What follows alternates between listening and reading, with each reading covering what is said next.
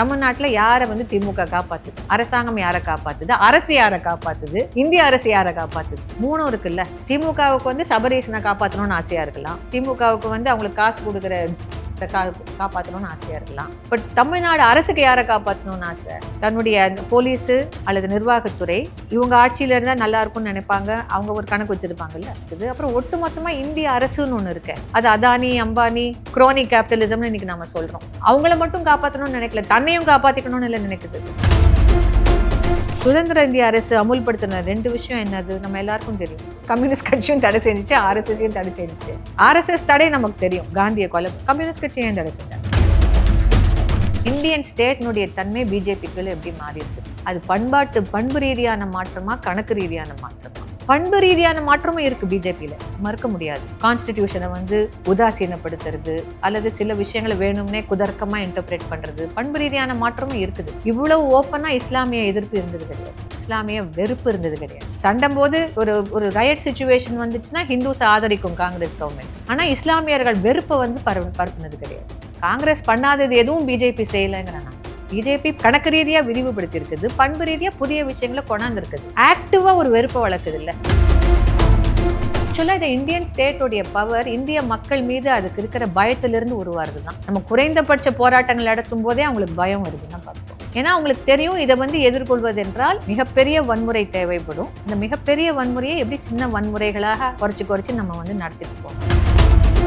We have a decent constitution. அதில் உள்ள சிக்கல்கள் எல்லாம் இருக்கலாம், அதில் உள்ள செயல்பாட்டுக்குரிய தத்துவ கோட்பாடுகள் போதுமான அளவுக்கு இல்லாமல் இருக்கலாம். ஆனால் பொதுவாக இன்றைக்கு இல்லாட்டி இந்த சனாதன பேச்சை நம்ம தொடர்ந்து கேட்க வேண்டியிருந்தோம். வேற வகையில் அது நம்மளை வந்து பயமுறுத்தும். பாலகோபால் திரும்ப அந்த கான்ஸ்டியூஷன் டெமோக்ரஸிக்கு முக்கியத்துவம் கொடுக்கறது என்னன்னா, சிவில் ரைட்ஸ் குரூப்ஸ் ஒன்று உண்மை அறியும் குழு அறிக்கை, இன்னொன்று லிட்டிகேட் பண்ணுறாங்கல்ல, கோர்ட்டுக்கு போகிறாங்கல்ல. அந்த கோர்ட்டுக்கு போகும்போது இதையெல்லாம் நம்ம யோசிக்க வேண்டிய அவசியம் நமக்கு இருக்கு. ஏன்னா அந்த சிஸ்டம்ல நமக்கு இந்த மாதிரியான வேலை செய்வதற்கான வாய்ப்புகள் இருக்கு. ஆஸ் லாயர்ஸ், ஆஸ் அட்வொகேட்ஸ், உங்களுக்கு அதோடைய ரியாலிட்டி நல்லா தெரியும். அதுல எங்க முடியும் முடியாது சிக்கல்கள் எல்லாம் உங்களுக்கு தெரியும். ஆனால் மற்ற துறைகளோட நீங்க யோசிச்சு பார்க்கும் பொழுது இதுல இருக்கிற ஒரு லீவே வந்து கண்டிப்பாக நிர்வாகத்துறையிலேயோ ஒரு கலெக்டரா இருந்தாலும் நீங்க எதுவும் செய்ய முடியாது. கலெக்டர் அல்லது அடுத்த லெவலில் இருக்கக்கூடியவர், அதுவும் நீங்கள் செஞ்சு 2 வருஷத்தில் நீங்கள் டிரான்ஸ்ஃபர் ஆக்கப்படலாம். நீதித்துறையிலையும் அப்படி செய்யலாம், அவங்களை இங்கேருந்து தூக்கி அங்கே போடலாம். பட் ஆஸ் அன் அட்வொகேட் அப்படி உங்களுக்கு வாய்ப்பு இல்லைல்ல. You are free to practice still. So அந்த மாதிரி ஒரு ஸ்பேஸ் வந்து சிவில் ரைட்ஸ் மூவ்மெண்ட்டுக்கு அது ரொம்ப முக்கியமானது. இந்த லாவோட வேலை செய்யறதுங்கிறத எப்படி நம்ம பார்க்கலாம், எப்படி புரிஞ்சுக்கலாம். இந்த ஸ்டேட்டில் வரக்கூடிய சிக்கல்கள் இதெல்லாம் தான் இந்த மாதிரி ஒரு இது. இன்னொன்று அந்த ஆளும் நலம்ங்கிறத எப்படி ஸ்டேட் பிரதிநிதித்துவப்படுத்துகிறத நம்ம புரிஞ்சுக்கணும். அதை வந்து நம்ம எஸ்டாப்ளிஷ் பண்ணணும். அது பொதுவாக சொல்றதுல அர்த்தமே இல்லை. ஆளும் வர்க்கத்தை தான் வந்து அது காப்பாத்துதுன்னா அதனுடைய அர்த்தம் என்ன? யாரை காப்பாத்துது? தமிழ்நாட்டில் யாரை வந்து திமுக காப்பாத்துது?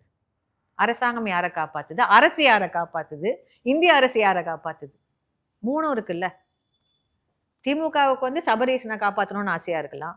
திமுகவுக்கு வந்து அவங்களுக்கு காசு கொடுக்குற காப்பாற்றணும்னு ஆசையா இருக்கலாம். பட் தமிழ்நாடு அரசுக்கு யாரை காப்பாற்றணும்னு ஆசை? தன்னுடைய போலீஸு அல்லது நிர்வாகத்துறை இவங்க ஆட்சியில இருந்தா நல்லா இருக்கும்னு நினைப்பாங்க. அவங்க ஒரு கணக்கு வச்சிருப்பாங்கல்ல. நாம தொடர்ந்து இப்படியே இருக்கணும்னா, கேட்பாரற்று நம்ம செயல்படணும்னா, யார் இருந்தா நமக்கு சௌகரியமா இருக்கணும், அவங்க ஒரு கணக்கு வச்சிருப்பாங்கல்ல. ஸோ அப்படியும் நம்ம பார்க்க வேண்டியிருக்குது. அப்புறம் ஒட்டுமொத்தமா இந்திய அரசுன்னு ஒன்று இருக்கு. அது அதானி, அம்பானி, குரோனி கேபிட்டலிசம்னு இன்னைக்கு நம்ம சொல்றோம். அவங்கள மட்டும் காப்பாற்றணும்னு நினைக்கல, தன்னையும் காப்பாத்திக்கணும்னு இல்லை நினைக்குது. அது இந்திய அரசுங்கிறது it is also power structure in its own right.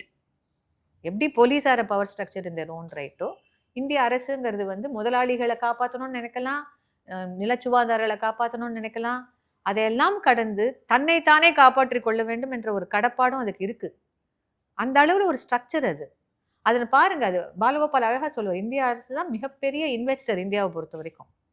Public sector மட்டும் இல்லை, அது தரக்கூடிய மானியங்கள், கடன்கள் இதெல்லாம் நீங்கள் கணக்கில் எடுத்துக்கிட்டிங்கன்னா மிகப்பெரிய இன்வெஸ்டர் யார் இந்தியாவில்? இந்திய அரசு தான். உண்மை தானே அது? அது நீங்கள் ஸ்டேட் கேபிட்டலிசம்னு சொல்வீங்களோ, மக்கள் நலனுக்கான மூலதனம்னு சொல்வீங்களோ, அது என்ன பேர் வச்சு வேணால் நீங்கள் சொல்லுங்கள். ஆனால் இந்திய அரசு தான் வந்து மிகப்பெரிய இன்வெஸ்டராக இருக்குது இன்னைக்கு. அப்போ எவ்வளோ பெரிய வெஸ்டட் இன்ட்ரெஸ்ட் அதுக்கு இருக்கும் அந்த அதிகாரத்தை தக்க வச்சுக்க. இல்லாட்டி ஒரு சாதாரண ஒரு என்ட்ரி போடக்கூடிய ஒரு நிலையில நீங்கள் போறீங்க ஒரு கவர்மெண்ட் ஆஃபீஸ்க்கு, என்ஆர்இஜிஏக்கே போறீங்கன்னு வச்சு, உங்களுடைய முகத்தை பார்க்காம பதில் சொல்ற தோரணை எங்கிருந்து வருது? அல்ல பதிலே சொல்லாத தோரணை எங்கிருந்து வருது? எங்கிருந்து வருது அது? நான் யாரு? I am the representative of the structure. என் கையில தானே எல்லாம் இருக்குது. அது வந்து ஒரு அட்டானமி ஆஃப் அது திமுக காரன்ட்டையும் அப்படி பேசும், அண்ணா திமுக காரன்ட்டையும் அப்படி பேசும் அந்த அரசு. ஒரு தடவை அடி வாங்கினா வேணா பேசாம இருக்கலாம். அந்த குறிப்பிட்ட நபருக்கு ஏதாவது நடந்தாலும் ஒழிய. ஸோ அது தன்னளவில் ஒரு ஸ்ட்ரக்சரா இருக்குல்ல அந்த அரசு. அதையும் நம்ம புரிஞ்சுக்கணும். அது தன்னை தானே காப்பாற்றிக் கொள்ளவும் சில விஷயங்களை செய்யும். ஸோ இதையும் நம்ம அந்த ஸ்டேட் ஸ்ட்ரக்சருக்குள்ள வச்சு புரிஞ்சுக்க வேண்டிய அவசியம் நமக்கு இருக்குது. ரொம்ப இம்பார்ட்டன்ட் என்னன்னா, வரலாற்று ரீதியா இந்த அரசினுடைய உருவாக்கத்தை நீங்க பார்க்கணும். பிரிட்டிஷ் ஸ்ட்ரக்சரோட வரும். ஆரம்பத்துல நம்ம போய் இந்தியா ஆட்சிக்கு நம்ம கையில ஆட்சி எடுக்கும்போது, நம்முடைய நிர்வாகத்துறையா இருக்கட்டும், நீதித்துறையா எந்த துறையா இருந்தாலும் உயர்த்தப்பட்ட சாதிகள் தான் அதுல அதிக எண்ணிக்கையில இடம் பெற்றிருக்கிறாங்க. அவங்களுடைய பார்வையில தேசம், தேச நலம், மக்கள் நலம் நல்லபடியா அவங்க புரிஞ்சிருந்தாலும் கூட அது அவங்க பார்வை. ஒடுக்கப்பட்ட மக்கள் அல்லது கீழிருந்து வரக்கூடிய கோரிக்கைகளை வந்து ஒரு பிரஷர் மூலமா கம்யூனிஸ்டுகளோ மற்ற கட்சிகளோ சொன்னால் ஒழிய அது ஆளும் சாதி வர்க்க இதுக்குள்ளார போறது கிடையாது. இல்லாட்டி நம்ம பெரியார் மேல நமக்கு கருத்துவோட முரண்பாடு இருக்கலாம். பெரியார் வந்து 60களில் இங்க ஒரு முழக்கம் வைக்கிறாருல்ல, பூணூல வெட்டுங்க அதெல்லாம் வைக்கிறாருல்ல, அதை பார்த்துட்டு நேரு ஏன் அவ்வளோ கலவரப்படுறாரு? பெரியாரை கொண்டு மென்டல் அசைலம்ல கொண்டு சேருங்கன்னு ஏன் சொல்றாரு? He said that this man should be committed to a mental asylum. எங்கிருந்து அந்த கோபம் வருது? பெரியாருக்கு இத்தனைக்கும் பெரிய செல்வாக்கெல்லாம் கிடையாது அரசியல். அவர் ஒரு பெரிய ஒரு ஒரு ஒரு சீனியர் இதுவா இருந்தார், அவ்வளவுதான். அரசியல் செல்வாக்கு திமுக தானே ஆட்சியில் இருக்குது. அப்ப அந்த மாதிரி ஒரு இந்திய அரசை வந்து எதை காப்பாற்றிக் கொள்கிறது? பெரியார மென்டல் அசைலம்ல வெயின்னு சொல்லும் போதோ அது ரொம்ப அது அது அது தன்னை பற்றி அதற்கு ஒரு பார்வை இருக்குல்ல. இதுதான் இந்தியா, இதுதான் இந்தியாவுக்கான வேல்யூ சிஸ்டம்ஸ். இந்த மாதிரி பேசுறவங்க எல்லாம் எப்படி நமக்கு வந்து சரிப்பட்டு வரும்? எப்படி தன்னுடைய உடன்பிறவாத சகோதரியா நினைத்த மிருணாளினி சாராபாய ஷேக் அப்துல்லாவை சப்போர்ட் பண்ணதுக்காக நேரு உள்ள வச்சாரு. தொடர்ந்து காங்கிரஸ் கட்சிக்காக போராடினவங்க, சிவில் லிபர்ட்டிஸ்ல இருந்தவங்க, ஷேக் அப்துல்லா பக்கம் தான் நியாயம் இருக்குன்னு சொன்னதுக்காக she was arrested and kept in prison for many months. அங்க உறவு பாசம் அதுக்கெல்லாம் எந்த ரோலும் கிடையாது. அப்போ இந்த இந்திய அரசு வந்து அதுக்குன்னு ஒரு ஒரு ஒரு டெஃபினேஷன் வச்சிருக்கு, ஒரு ஐடென்டிட்டி வச்சிருக்குல்ல. அது என்ன ஐடென்டிட்டி? அது ஹிந்துத்துவ ஐடென்டிட்டி கிடையாது. இப்போ அதுக்கு அந்த இந்துத்துவா முலாம் பூசப்படுது. ஆனா அதுக்கு இந்தியாவை பற்றி ஒரு பார்வை. இந்தியானா அது வந்து இந்து முஸ்லிம்கள் 2 பேரும் சேர்ந்து வாழ வேண்டிய நாடு. இதை வந்து காஷ்மீர் மக்கள் ஏற்றுக்கணும். உங்களுக்கு நாங்கள் தஞ்சம் தரோம், நீங்கள் வாங்க. ஆனால் நாங்கள் சொல்படி கேட்டு நீங்கள் தஞ்சத்தில் இருங்க. இல்லை உங்களுக்கு தனி நாடு வேணும்னா நீங்கள் எங்கள் எதிரிகள் தான். அது ஷேக் அப்துல்லா கூட நான் கிரிக்கெட் ஆடினா என்ன அல்லது கில்லி தண்டா ஆடினா என்ன, நீ சொல்றது வந்து நான் என்னுடைய இந்திய அரசு பற்றி நான் வச்சிருக்கிற பார்வைக்கு ஒவ்வாத ஒரு பார்வை உன்னுடைய பார்வை. அவ்வளோ வேலை செஞ்சிருக்காங்க அவங்க இந்தியாவுக்காக, தேசிய காங்கிரஸ்க்காக மிருணாளினி சாராபாய். அதனால என்ன? நீ வந்து இந்த இந்திய அரசு வந்து இந்தியாவை பற்றி வச்சிருக்கிற பார்வைக்கு நீ வேற மாதிரி யோசிக்கிற. ஸோ அது வந்து ஒரு அப்படி ஆரம்பிக்குது. அந்த இந்தியானா இதுதான் டெஃபினிஷன். அது நல்லெண்ணத்துல செய்யப்பட்ட டெஃபினிஷன். நீங்க கெடுதியா செய்யறதை கூட நான் சொல்லலை. India is land for Muslims and Hindus. India is a secular state. India வந்து ஒரு வேற்றுமையில் ஒற்றுமை. இந்தியா வந்து பலதரப்பட்ட மக்கள் பல மொழிகள் புழங்கும் நாடு. ஆனால் எங்களுக்கிடையே ஒரு நாகரீக ஒருமைப்பாடு இருக்கிறது. இந்த மாதிரியான ஒரு சித்திரம் தான் இந்தியாவை பற்றி தொடர்ந்து இந்திய தேசியவாதிகளால் முன்வைக்கப்பட்ட சித்திரம். அதை நம்ம வந்து ஏற்கனவே நான் சொன்ன யாரெல்லாம் மறுத்திருக்கிறோன்னு சொல்லிட்டு, அந்த மறுப்பெல்லாம் ஒரு பக்கம் இருந்தாலும் இப்படியே அதை வந்து பேசிக்கிட்டே வரும். இதுல நாங்க வந்து ஒரு நல்ல நாடுன்னு காட்டிக்க நல்ல நாடு அல்லாதவர்களையும் நாங்க சுட்டணும்ல. இப்ப எங்களை பொறுத்த வரைக்கும் எது நல்ல நாடு அல்ல? பாகிஸ்தான். ஏன்னா நாங்க செக்யூலர், நீங்க கம்யூனல். நீங்க வந்து பாகிஸ்தான் வந்து முஸ்லிம்களுக்கான தேசம்னு சொல்றதுனாலே நீங்க கம்யூனல். நாங்க இந்துக்களும் முஸ்லிம்களும் சேர்ந்து வாழலாம்னு சொல்றதுனாலே நாங்க செக்யூலர். எதிரும் புதிருமான ஒரு நிலைப்பாடு வந்து எங்களுடைய ஐடென்டிட்டியினுடைய ஒரு பார்ட் ஆயிடுது. இப்போ நான் வந்து I am a secular state, நீ கம்யூனல் ஸ்டேட். இப்போ நீ தான் பிரச்சனைப்படுத்துற, நீ தான் இங்க இந்து முஸ்லிம் பிரச்சனையை கிளப்புற. முன்னாலதான் இது நடந்துச்சு, இதுக்கு முன்னால இல்லை, எங்க மத்தியில் அந்த பிரச்சனை இல்லை. அது உண்மையா இல்லையாங்கிறது வரலாற்று ஆசிரியர்கள் சண்டை போட்டுக்கிட்டோம், நம்ம அதுக்குள்ளார போவேணாம். ஆனா சுதந்திர இந்திய அரசு தன்னை நிலைநிறுத்தி கொண்டு தன்னை பத்தி ஒரு வரையறை கொடுக்கும்போது நாங்க பாகிஸ்தான், நான் அவன் இல்லை, நான் வேற. அப்ப அதை வந்து கேள்வி கேட்கக்கூடிய எல்லாரையுமே அது வேற மாதிரி தான் பார்க்கும். நீ அப்படி கிடையாது, உங்ககிட்ட இந்த கோளாறு இருக்குன்னா அது கோவம் வருது. நான் வந்து ஒரு பயங்கரமான ஆன்டி கலோனியல் ஸ்ட்ரகிள் மூலமா இதை வந்து உருவாக்கி இருக்கிறேன். அப்ப நான் ஒரு மக்கள் நல அரசா தான் இருப்பேன். அப்ப ஏன் நீ வந்து நம்பூதிரிப்பாடு அரசை கலைச்ச? இந்தியாவில் முதலில் தேர்ந்தெடுக்கப்பட்ட கம்யூனிஸ்ட் கட்சி. ஏன்னா கம்யூனிஸ்ட்கள் ஆர் ட்ரபிள் மேக்கர்ஸ். அவங்க வந்து ஒரு சட்ட ஒழுங்கு குலைக்கத்துல தான் இருக்கிறாங்க. அவங்க மக்களுக்கு சேவை செய்ய விரும்புறது இல்லை. டகால்னு இது வந்து ஃபர்ஸ்ட் எலெக்ஷனுக்கு பிறகு, அதுக்கு முன்னாலேயே 1948லயே கலவரம் நடக்குது, இந்து முஸ்லிம் கலவரம், நாட்டு பிரிவினை, அதெல்லாம் ஒரு பக்கம் இருக்கட்டும். சுதந்திர இந்திய அரசு அமுல்படுத்தின 2 விஷயம் என்னது நம்ம எல்லாருக்கும் தெரியும். யாரை தடை செஞ்சுச்சு? அப்புறம் கம்யூனிஸ்ட் கட்சியும் தடை செஞ்சுச்சு, ஆர்எஸ்எஸையும் தடை செஞ்சுச்சு. ஆர்எஸ்எஸ் தடை நமக்கு தெரியும், காந்தியை கொலை. கம்யூனிஸ்ட் கட்சி ஏன் தடை செஞ்சாங்க? ஏன்னா தொடர்ந்து அந்த கேள்விகள் கேட்கறதும் போராட்டங்கள் நடக்கிறதும், அது கம்யூனிஸ்ட் கட்சி வந்து அவங்க அளவுல சரியா தப்பாங்கிறத விட்டுருவோம். கம்யூனிஸ்ட் கட்சி தடை செய்யப்பட்டது மாபெரும் ஒரு ஜனநாயக விரோதமான செயல் வந்து. மற்றொன்று 1948ல் பெங்காலையும் சரி தமிழ்நாட்டிலையும் சரி பப்ளிக் செக்யூரிட்டி ஆக்ட் எல்லாம் கொண்டு வராங்க. பப்ளிக் செக்யூரிட்டி ஆக்ட் தான் பின்னால வரக்கூடிய அத்தனை ஆக்ட்ஸுக்குமான முன்னோடி இல்லை. கூட்டம் கூடக்கூடாதுன்னு தொடங்கி அத்தனை உரிமைகளும் கட்டுப்படுத்தப்படுது. பின்னால வர யூஏபிஏ அது அதனுடைய ஒரு ஜேர்ம் அதுதானே. ஆன்டி டெரர் லாஸ் எல்லாத்துக்கும் அதுதான் ஜேர்ம் வந்து. ஸோ அப்படி வந்து அந்த அரசு தன்னுடைய கட்டுப்பாடு, தன்னை பற்றிய ஒரு பிம்பம், அந்த பிம்பத்தின்படி ஒழுகாதவர்களை வந்து கேள்வி கேட்கறது, அதை வந்து ஏதோ ஒரு வகையில ஒண்ணும் இல்லாம செஞ்சிருவாங்கன்னு இவங்க நினைக்கிற ஆட்களை அடக்குறது. அவங்க செஞ்சிருவாங்கங்கிறது கூட உறுதி கிடையாது. கம்யூனிஸ்டுகள் வந்து சட்ட ஒழுங்கை குலைப்பார்கள்ங்கிறத வந்து யூகிச்சு அவங்கள தடை பண்றது. அஃப்கோர்ஸ் அவங்க சட்ட ஒழுங்கை வந்து கலைத்து போட்டார்கள் தான். ஆனா மக்களை திரட்டினாங்க, எந்த விதத்துக்காக திரட்டினாங்கிறதெல்லாம் அங்க காணாம போயிடுது இல்லை. அது என்னத்துக்காக அவங்க அப்படி செய்யறாங்க? நீ நினைக்கக்கூடிய சட்ட ஒழுங்கு தானே அவங்க கொலைச்சாங்க. ஒருத்தர் அடிச்சுட்டு சாவலையே.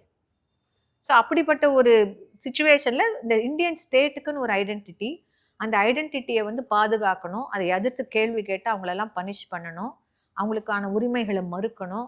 அதுக்கு ஸ்பெஷல் லாஸ் கொண்டு வந்தாலும் பரவாயில்ல. ஆஃப்டர் ஆல் எப்போ வந்துச்சு ஆப்ஸ்பா? 1950s.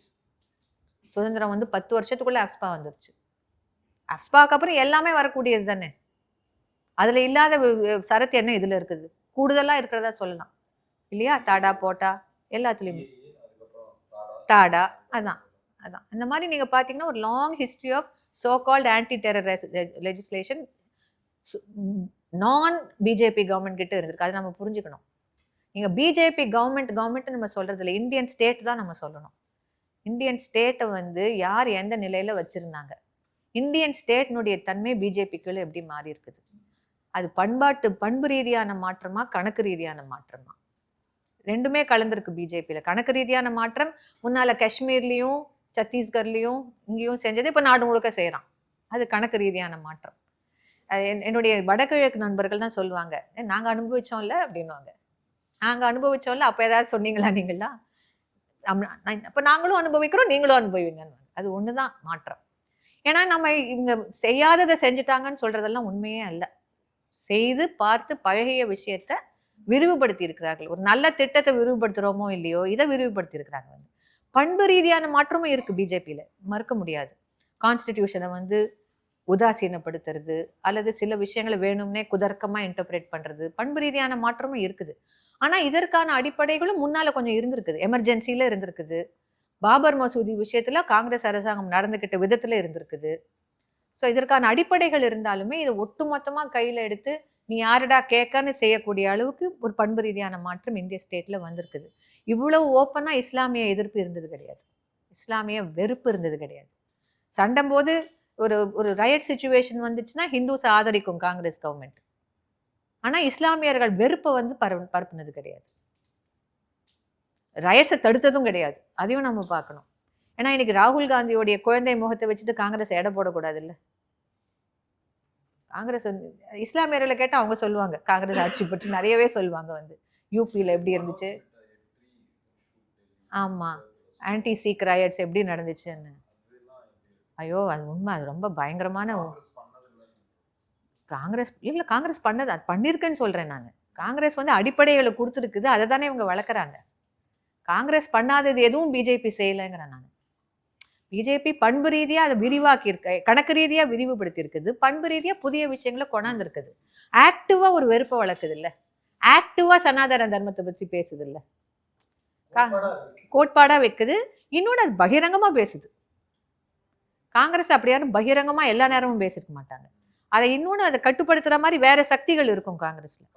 காங்கிரஸ்க்குள்ள எப்பவுமே காங்கிரஸ்னுடைய ஸ்ட்ரென்த்தும் அதுதான், வீக்னஸும் அதுதான். காங்கிரஸ்ல ஒரு நிலைப்பாட்டை வந்து தொடர்ந்து மக்கள் மத்தியில கொண்டு போகாம இருக்கிறதுக்கு காரணம் வேற வேற செக் இருக்கு. ஆனா அதனாலேயே வந்து பல சக்திகளாக அது வந்து பிரிஞ்சு பிரிஞ்சு போய் அந்த தேச ஒற்றுமை, தேச வளர்ச்சி காலம்லாம் போன பிறகு அதனால செயல்பட முடியல. அதுவும் இருக்கிறத நம்ம பார்க்குறோம். இந்த இந்தியன் ஸ்டேட்டுங்கிற தன்மை காங்கிரஸ்னாலும் சரி, பிஜேபினாலும் சரி, அதை கட்டி காப்பதில் தான் இந்த இந்தியன் ஸ்டேட்டை சேர்ந்த அந்த அந்த அந்த அமைப்புக்கு ஒரு அதில் அக்கறை இருக்குது, ஆளும் வர்க்கத்துக்கு ஒரு அக்கறை இருக்குது, அதில் இருக்கக்கூடிய அமைப்பை சார்ந்தவர்களுக்கு அக்கறை இருக்குது. ஸோ நம்ம இந்த பொதுவாக மார்க்சிஸ்ட் அண்டர்ஸ்டாண்டிங்கில் என்ன நினைப்போம், ஒரு ஸ்டேட் வந்து ஒரு கிளாஸ் இன்ட்ரெஸ்ட்டை தான் பிரதிநிதித்துவப்படுத்துவோம். பட் இப்போ நல்லா தெரியுது, states R their own interest. அவங்க அளவில் அவங்க ஒரு அதிகார மையமாக இருக்கிறாங்க. வெறும் ஒரு வர்க்க சாதி அடையாளத்தை வந்து கட்டி காக்கிறதோட கூட தங்க அளவில் அவங்க வந்து ஒரு பயங்கரமான ஒரு பவர் சென்டராக இருக்கிறத பார்க்குறோம். இடதுசாரி கவர்ன் பண்ணாலுமே கூட அந்த ஸ்டேட் ஸ்ட்ரக்சரை எந்த அளவுக்கு அவங்களால வேறுபடுத்தி வேற ஏதாவது செய்ய முடியுதான்னு ஒரு கேள்வி. முயற்சிகள் இல்லாமல் இல்லை, கண்டிப்பாக முயற்சிகள் நடக்குது, வேற மாதிரியாக கொண்டு போகலாம் அப்படிங்கிற ஒரு முயற்சி நடந்தாலுமே இந்த எலக்ட்ரல் பாலிடிக்ஸ்லையும் சரி, அவங்க ஒரு ஒரு ஒரு கெத்தான ஒரு குரூப் ஆகும்போது என்ன ஆகுது, மேற்கு வங்கத்தில் நடந்த மாதிரி ஆகி போயிடுது. அந்த அந்த ஸ்ட்ரக்சரை தங்களுக்கு சாதகமாக பயன்படுத்திக்கிறது, போலீஸை வந்து தங்களுக்கு சாதகமாக ஒரு ஒரு இதுவாக ஆக்கிறது, ஒன்றுமே இல்லாமல் ஆயிட்டாங்களே மேற்கு வங்கத்தில். எதெல்லாம் வந்து நான் இந்த பிஜேபி கவர்மெண்ட் வந்து எதிர்க்கிறாங்களோ பகிரங்கமாக இவங்க பொதுவில் எல்லாத்தையும் உள்வாங்கிட்டாங்கல்ல, என்இபியே உள்வாங்கிட்டாங்க, இது உள்வாங்கிட்டாங்க. இது வந்து நம்ம தனியாக பேச வேண்டிய விஷயம். எப்படி வந்து ஒரு ஃபெடரலிசம்ங்கிறத செயல்படுத்த வரும்பொழுது அது ஒரு கட்சியினுடைய கொள்கையாக மட்டுமே சுருங்கி போய் இந்த கட்சி நலனோட சம்மந்தப்பட்டதாகிடுது. ஓவரால் ஃபெடரல் ஸ்ட்ரக்சரில் இருக்கிற குறைபாடுகளை மக்கள்கிட்ட அவங்க எப்போ எடுத்துகிட்டு போகிறாங்க, இவங்களுக்கு ஒரு அரசியல் அழுத்தம் வரும்போது தான் எடுத்துகிட்டு போகிறாங்க. மற்றபடி அவங்க கிட்ட போய் சொல்கிறாங்களா மக்கள்கிட்ட, பட்ஜெட்டில் பாருங்கள் இவ்வளோ காசு தான் எனக்கு வருதுன்னு ஆரம்பத்தில் சொல்லிட்டு இருந்தாங்க, அப்புறம் சொல்கிறதே கிடையாது. ஜெயலலிதா கவர்மெண்ட்டுக்கு அதில் இன்ட்ரெஸ்டே இல்லை. அது ஜெயலலிதா தான் ஃபெடரல் தான் ஜெயலலிதா, அவங்களுடைய நலம் மட்டும்தான் தமிழ்நாட்டு நலம், அவங்க அப்படி பார்த்துக்கிட்டாங்க. வந்து இந்த கவர்மெண்ட் வந்து நமக்கு பிரச்சனை வரும்போது ஃபெடரலிசமை கையில் எடுக்கிறாங்க. தொடர்ந்து முன்னால் வேலை செஞ்ச மாதிரிலாம் செய்யலையே, அதை பற்றி அதை வந்து அவங்க சப்கான்ட்ராக்ட் பண்ணி விட்டாங்க அதி தீவிர தமிழ் தேசியவாதிகளுக்கு. ஃபெடரலிசமே வேணாம் நம்ம தனியாக போயிடலான்னு சொல்கிற ஒரு கோஷ்டியும், அதை வச்சுட்டு வேற ஏதாவது அரசியல் பண்ணுற ஒரு கோஷ்டியும் தான் நமக்கு எஞ்சி கிடக்குது இல்லை. ஸோ அது நம்ம டிஎம்கேனுடைய வளர்ச்சியை நம்ம ரொம்ப சீரியஸாக ஸ்டடி பண்ணோம். அவங்களை திட்டுறதன் மூலமாக அதை செய்ய முடியாது. அதில் உள்ள மாற்றங்கள் என்ன நடந்திருக்குது, ஏன் அந்த மாற்றங்கள் வந்துச்சு, அது எப்படி இங்கே சிவில் உரிமை பின்னணியிலே பண்ணலாம். ஏன்னா இவங்க தானே திரும்ப திரும்ப சமூக நீதிங்கிறாங்க. அந்த நீதி வந்து எப்படி இங்கே பரிபாலனம் செய்யப்பட்டிருக்குன்னு நம்ம பேசுறது ரொம்ப அவசியம். அதற்கு ஒரு அனாலிசிஸ் நமக்கு தேவை திமுகவை பற்றி. எப்படி பாலகோபால் தெலுங்கு தேசம் பற்றி பண்ணுறாரோ அந்த மாதிரி நம்ம திமுகவை பற்றி செய்யணும். நம்ம செய்யலை அந்த மாதிரி ஒரு அனாலிசிஸில், கண்டிப்பாக செய்யணும் அதை. அப்போ தான் நமக்கு விளங்கும். நம்ம திட்டிட்டு விட்டுடுறோம் அல்லது கலாய்ச்சிட்டு விட்டுடுறோம், பட் அவங்கள சீரியஸாக எடுத்துக்கிட்டு நம்ம செய்யணும். ஏன்னா அவங்க தங்களை சீரியஸாக எடுத்துக்கிறாங்கல்ல. ஸோ இந்த ஸ்டேட் ஸ்ட்ரக்சர் இப்படி இருக்கிற வரைக்கும் இந்த ஸ்டேட் ஸ்ட்ரக்சரை நம்ம புரிஞ்சுக்கிறது ரொம்ப அவசியம். காலனி காலத்திலேருந்தே அது அப்படி தான் இருக்குது. அது பெருசாக தன்னை மாற்றிக்கல, கூடுதலாக இன்னும் தன்னளவில் ஒரு ஒரு பவர் ஸ்ட்ரக்சராக மாறிட்டு போகுது. எந்த அரசாங்கம் வந்தாலுமே அந்த ஸ்ட்ரக்சரை டிஸ்டர்ப் பண்ண மாட்டாங்க, அதை கூட்டி பெருக்குவாங்க, இல்லாட்டி கொஞ்சம் குறைக்க பார்க்கலாம், அது நல்லெண்ணம் படைத்தவர்களாக இருந்தாங்கன்னா. பட் அதுக்குள்ளார போய் இராணுவத்தை பற்றி தோழர் சொன்னார். இப்போ இராணுவம் அதில் மிக முக்கியமான ஒரு இது. ஆனால் குறைந்தபட்ச ஜனநாயக செயல்பாடாக என்ன இருந்திருக்குதுன்னா, அந்த இராணுவத்திற்கென்று ஒரு அதிகாரம் இல்லை. இன்னும் பாகிஸ்தான்லேயோ பங்களாதேஷ்லேயோ ஏன் இலங்கையில் இருக்கிற அளவு கூட நமக்கு கிடையாது. அந்த அளவுக்கு அவங்கள ஒரு கட்டுப்பாடுக்குள்ள, ஏன்னா இவனுங்களே இவ்வளோ கொடூரமானவர்களாக இருக்கிறாங்க. இவங்களுக்கு இராணுவம் மட்டும் தேவையே கிடையாது. தங்க அளவில் இவங்களாலலாம் கொடுங்கோல் ஆட்சி நடத்த முடியும். அதனால இவங்க இராணுவத்தை நம்பி கொடுங்கோல், ஏன்னா தென் அமெரிக்க மாடல்லாம் அதுதானே, ஒரு இராணுவம் ஆட்சிக்கு வருது, இராணுவம் வந்து அப்புறம் ஏதாவது, இங்கே அப்படியெல்லாம் தேவையே இல்லை. இங்கே இவங்க பவர் ஸ்ட்ரக்சர் இங்கே வேற மாதிரி இருக்குது. எங்கே இராணுவம் ரொம்ப கொடூரமாக இருக்குதுன்னா வடகிழக்கு மாகாணத்துங்களையும் காஷ்மீர்லேயும். அங்கே எப்படின்னு பார்த்தீங்கன்னா, காஷ்மீரில் இருக்கிறவங்க சொல்லுவாங்க, இராணுவத்திற்கும் போலீஸுக்கும் வந்து இருக்கக்கூடிய அந்த கிளாஷ் ஆஃப் அத்தாரிட்டி, இந்த ஏரியா இராணுவத்துக்கான ஏரியா, இந்த ஏரியா போலீஸுக்குன்னு பார்க்கும்போது போலீஸ்காரங்க பாவப்பட்டவங்களாயிடுறாங்க.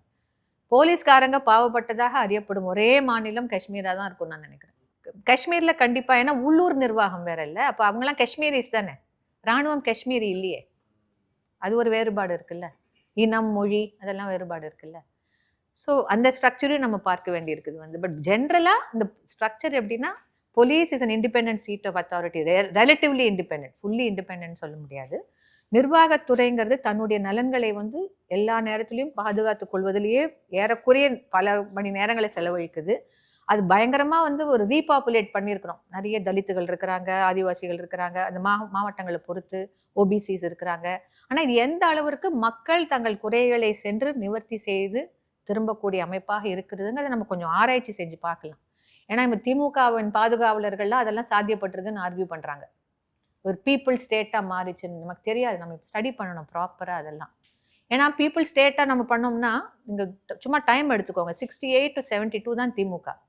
அப்புறம் மறுபடியும் 89 to 91, இல்ல 73 72 to 75. அப்புறம் எம்ஜிஆர், ஃபுல்லா எம்ஜிஆர் ஜெயலலிதா, அப்புறம் மாறி மாறி தான் இவங்க வந்திருக்காங்க. திராவிட ஆட்சின்னு பார்த்தா அண்ணா திமுக ஆட்சி தான் மெஜாரிட்டி டேஸ் வந்து கவர்ன் பண்ணியிருக்குது. சமூக நீதின்னு பார்த்தாலும் சேம நல திட்டங்கள் தான், அந்த அம்மா போட்ட திட்டங்கள் தான் நிறைய இவங்களை காட்டிலும். இவங்க அதை பில்ட் பண்ணியிருக்கிறாங்க, கொண்டு போயிருக்கிறாங்க. சரி, இங்கே சும்மா இந்த மாதிரி கணக்கு ரீதியாக பார்த்தாலுமே கூட இவங்களுடைய ஆட்சிங்கிறத நம்ம பிரித்து பார்க்கும்போது நம்ம நிறைய யோசிக்க வேண்டியிருக்கு. எப்படி அதை புரிஞ்சுக்கலாம், அது யாரை பிரதிநிதித்துவப்படுத்திருக்குது, என்ன நடந்திருக்குது, இங்கே புரிஞ்சுக்க வேண்டிய தேவை நமக்கு வந்து ரொம்ப கிளியராக அனலைஸ் பண்ண வேண்டிய அவசியம் நமக்கு வந்து இருக்குது. அதை நம்ம பார்க்கணும். இப்படி இவங்க ஸ்ட்ரக்சர், இவங்களுடைய அந்த நிர்வாகத்துறைங்கிறது எப்படி இருந்திருக்குது ஒவ்வொரு காலகட்டத்திலையும். ஒரு டைம்ல சொல்லுவாங்க, எம்ஜிஆர் ஆட்சிக்கு வந்த பிறகு முக்குலத்தை ஒரு கை ஓங்கி சதர்ன் டிஸ்ட்ரிக்ட்ஸ்லாம் தாசில்தாரு உள்ள இருக்கக்கூடிய அத்தனை நிர்வாகமும் அவங்க கையில போச்சு, போலீஸ் அவங்க கையில போச்சு, அதனால வன்முறை கூடிச்சுன்னுவாங்க. அது ஒரு இம்ப்ரெஷனாக தான் நமக்கு தெரியும், ஸ்டடி பண்ணதில்லை. யார் இருந்தாங்க அப்போல்லாம் நம்ம பார்த்து அந்த மாதிரி வேலைகள்லாம் நம்ம செய்ய வேண்டியிருக்குது. ஆனால் இந்த நிர்வாகத்துறை ஒட்டுமொத்தமாக ஏன் மக்கள் நலனில் தொடர்ந்து அக்கறை செலுத்த முடியாத ஒரு போக்கை இந்தியா முழுக்க பார்க்குறோம். தமிழ்நாட்டில் மட்டும் இல்லை, இந்தியா முழுக்க பார்க்குற போக்கு தானே அது. ஸோ அதை நம்ம கேள்வி கேட்க வேண்டும். ஏன்னா நம்ம ரிசர்வேஷனுக்கான ஒரு ஒரு ஒரு அவசியத்தை நம்ம வலியுறுத்திட்டே இருக்கும் பொழுது ஏன் இவங்க மக்கள் நல சார்ந்த ஒரு நிர்வாகிகளாக என்ன தடை செய்யுது, அப்படி அவங்க செய்யும்போது அவங்களுக்கு என்ன பிரச்சனைகள் வருது. இப்போ PS கிருஷ்ணன் மாதிரியான நபர்கள்லாம் இருந்திருக்கிறாங்களே, இல்லைன்னு சொல்லிட முடியாது. எங்க வந்து தடை இருக்கு, எங்க தடை இல்லை, மாநில அரசுகள தடைகள் அதிகமா, மத்திய அரசுல தடைகள் அதிகமா, இதெல்லாமும் நம்ம கொஞ்சம் யோசிக்க வேண்டியிருக்கு. இப்போ ஒரு national commission for schedule cost வந்து செய்யக்கூடிய குறைந்தபட்ச வேலையை கூட லோக்கல் கமிஷன் செய்ய மாட்டேங்குது. ஏன்? அதுவும் முக்கியமான ஒரு கேள்வியா நம்ம முன்வைக்க வேண்டியிருக்குது. சிலதெல்லாம் நம்ம யோசிக்கலாம் அந்த மாதிரி அந்த தரப்புல. ஃபெடரலிசம்ங்கிறத நம்ம ஒரு டெமோக்ராட்டிக் விஷயமா பார்த்தாலுமே கூட ரியல் சிச்சுவேஷன்ல மத்திய அரசு நிர்வாகத்துக்கு உட்பட்ட அமைப்புகள் அவ்வளவு ஆன்டி தலித்தா இருந்தது இல்லை, மாநில அரசுக்கு உட்பட்ட அமைப்புகள் மாதிரி. அது ஏன்? தொடர்ந்து வந்து தலித்துகளுக்கு எதிரான வன்முறைகளை பற்றி கேள்விகள் கேட்பது மத்திய அரசா தான் இருந்திருக்குது. 1978 ஹோம் மினிஸ்ட்ரி வந்து ஒயிட் பேப்பர் ஒன்று வந்து சப்மிட் பண்ண சொல்லி எல்லா ஸ்டேட்ஸையும் கேட்குறாங்க. ஹோம் மினிஸ்ட்ரி மத்திய அரசுல அது செலக்டட் ஸ்டேட்ஸ்ல கேட்குறாங்க. தமிழ்நாடு ஒரு ஸ்டேட். விழுப்புரம் கலவரம் அப்பதான் நடந்து முடிஞ்சிச்சு. இதெல்லாம் நம்ம கேட்க வேண்டிய கேள்விகள். இது எப்படி புரிஞ்சுக்கலாம்? மத்திய அரசு பெட்டர், மாநில அரசு மோசங்கிற கருத்துக்கெல்லாம் நம்ம போக வேண்டாம். ஃபேக்சுவல் டேட்டா வச்சுட்டு என்ன சொல்ல முடியுது நம்மால்? நம்ம சமூக நீதி பேசுகிறோம், ஃபெடரலிசம் பேசுகிறோம். ஆனால் அதற்குரிய மக்கள் நலம் சார்ந்த நிர்வாகத்தை உருவாக்கி இருக்கிறோமா? மக்கள் நலம் சார்ந்த ஒரு கிரிமினல் ஜஸ்டிஸ் சிஸ்டம் வந்து நம்ம சென்சிட்டைஸ் பண்ணியிருக்கிறோமா? இதையெல்லாம் நம்ம கொஞ்சம் யோசிக்கலாம்னு எனக்கு வந்து தோணுது. ஏன்னா ஸ்டேட்டுடைய ஸ்ட்ரக்சருங்கிறது அதனுடைய தன்மையை வந்து தமிழக அரசாங்கங்கள் எவ்வாறு உள்வாங்கி கொண்டிருக்கின்றன. நீ ஃபெடரலிசம் கேட்கலாம், ஆனால் உன்னுடைய தமிழ்நாடு அரசுக்கான அதிகாரம் அதே மாதிரி இருக்கணும்னு நீ நினைச்சேன்னா இந்திய அரசு மாதிரி தானே நீ கேட்குற. ஒரு குட்டி அரசா மாறணும்னு தானே நினைக்கிற நீனும். நீ வந்து ஜனநாயகத்தன்மை வாய்ந்த ஒரு அரசா இருக்கணும்னு நீ சொல்லலையே எங்கேயுமே. அந்த அதிகாரத்தை எனக்கு கொடுன்னு இல்லை கேட்குற. நான் பஞ்சாயத்து கொடுக்க மாட்டேன், நான் தான் வச்சுக்குவேன்னு வேற சொல்றேன்ல. அதுவும் சொல்றாங்கல்ல. அது ஸோ நம்ம அந்த ஸ்டேட் ஸ்ட்ரக்சரை புரிஞ்சுக்கிறது ரொம்ப அவசியம். அது it becomes its own interest வந்து பல இடங்கள்ல. அதுல நிறைய பேர் ஆதாயம் அடையிறாங்க. நிறைய பேருக்கு வந்து இந்த குரோனிக் கேபிட்டலிஸ்டோட தொடர்பு இருக்குது, வெளிநாட்டில் இருக்கிறவங்களோட தொடர்பு இருக்குது, அரசியல்வாதிகளோட தொடர்பு இருக்குது. இதையெல்லாம் நம்ம எஸ்டாப்ளிஷ் பண்ணலாம். இது ஒன்றும் பெரிய கஷ்டம் இல்லை. இன்னொன்று, தொடர்ந்து மக்களுடைய போராட்டங்களை எதிர்கொள்வதில் இந்த ஸ்டேட்டுக்கு ஒரு அடிப்படையான ஒரு இன்ட்ரெஸ்ட் இருக்கு. அதை வந்து பாலகோபால் ஒரு இடத்துல அழகா சொல்வார், இந்தியா ஆளும் வர்க்கத்தினுடைய துயரம் என்னன்னா அதுக்கு ஆளை கூட தெரியலன்னு. அது ரொம்ப முக்கியமான statement. Indian ruling class cannot even rule in. It only rules through violence. ஆளணும்னு, ஆட்சி நடத்தணும்னா ஏதோ ஒரு வகையில மக்களுடைய நல்லெண்ணத்தை சம்பாரிச்சுட்டு நடத்தணும்ல. நீ அது ஆளும் வர்க்கத்துக்கே சாதகமான ஒரு ஒரு திட்டம் போட்டாலும், அது மக்களை அஃபெக்ட் பண்ற இடத்துல ஏதாவது ஒரு பேண்டேஜ் போடுவ. அந்த கொஞ்சம் ஓரளவுக்கு சில காங்கிரஸ் மினிஸ்ட்ரீஸ்ல அது இருந்துச்சு. ஆனா அது மத்த நேரங்கள்லாம் இந்திய ஆளும் வர்க்கத்துக்கு இல்லன்னு தான் அவருடைய வாதம். அவங்களால சமாளிக்க முடியாத முரண்பாடுகள வந்து அவங்க வயலன்ஸ் மூலமா தான் எதிர்கொள்றாங்களே ஒழிய, அதற்கான சாமர்த்தியமான, அறிவார்ந்த தீர்வு அவங்க கையில இருந்ததே இல்ல. அவர் என்னத்த அவரு எழுதுறாருன்னா, போய் ஒரு கேஸ் எடுத்து நம்ம போறோம்ல, ஒரு உண்மை அறியும் குழு, ஒரு பிரச்சனை நடக்குது. அந்த ஊர்ல என்ன நடக்குதுன்னு பார்க்கும்பொழுது, அந்த போலீஸ்காரங்களுடைய அந்த செயல்பாட்டில இருந்தே இத கிரகிச்சுக்கிறாரு. அவங்க வந்து அப்படியே ஃபுல் கண்ட்ரோல்ல எல்லாம் செய்றதில்ல. அவங்களால சமாளிக்க முடியாதுங்கிறது ஒரு கட்டம் வரும்போது தான் அடிச்சு நொறுக்குறானுங்க. ஸோ ஆக்சுவலா இந்த இந்தியன் ஸ்டேட்டுடைய பவர் இந்திய மக்கள் மீது அதுக்கு இருக்கிற பயத்திலிருந்து உருவாருது தான். நம்ம குறைந்தபட்ச போராட்டங்கள் நடத்தும் போதே அவங்களுக்கு பயம் வருதுன்னா பார்த்துக்கோங்க.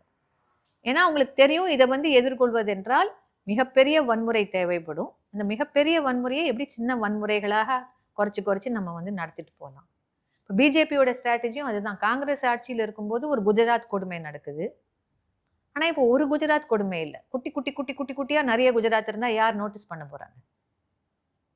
அதுதான் அவங்க ஸ்ட்ராட்டஜி வந்து.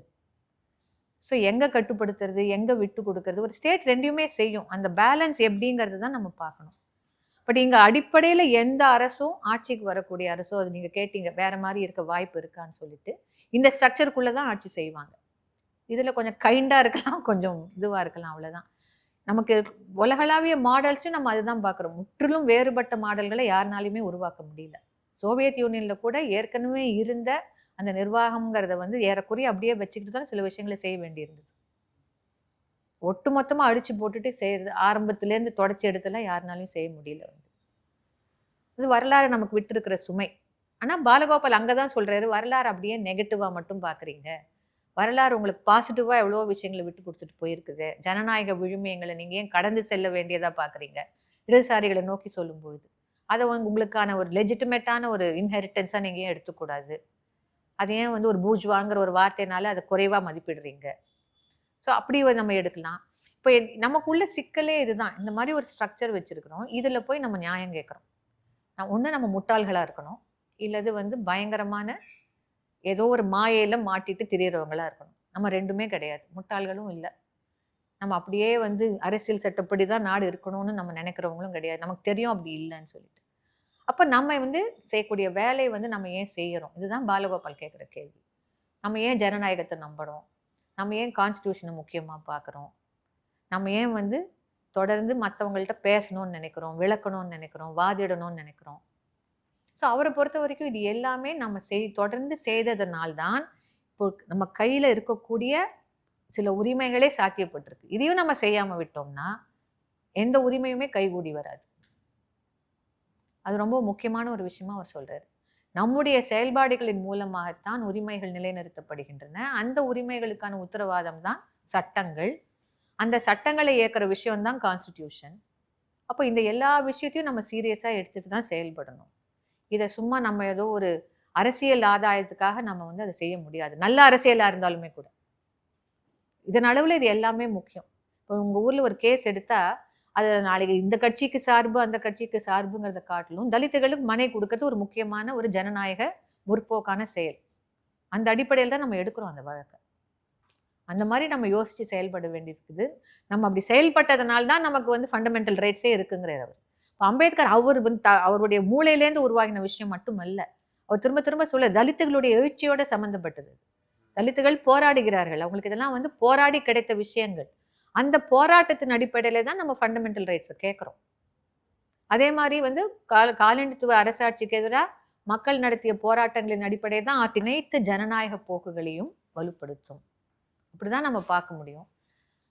இயக்கங்களை சேர்ந்து வேலை செஞ்சீங்கன்னா அது உங்க தேர்வு. ஆனா இதுல இருந்துட்டு அதை பத்தி யோசிக்காதீங்க. அவர் கட்டி அமைக்க விரும்பிய சிவில் உரிமை அமைப்புகளை இப்படிதான் அவர் பார்த்தாரு.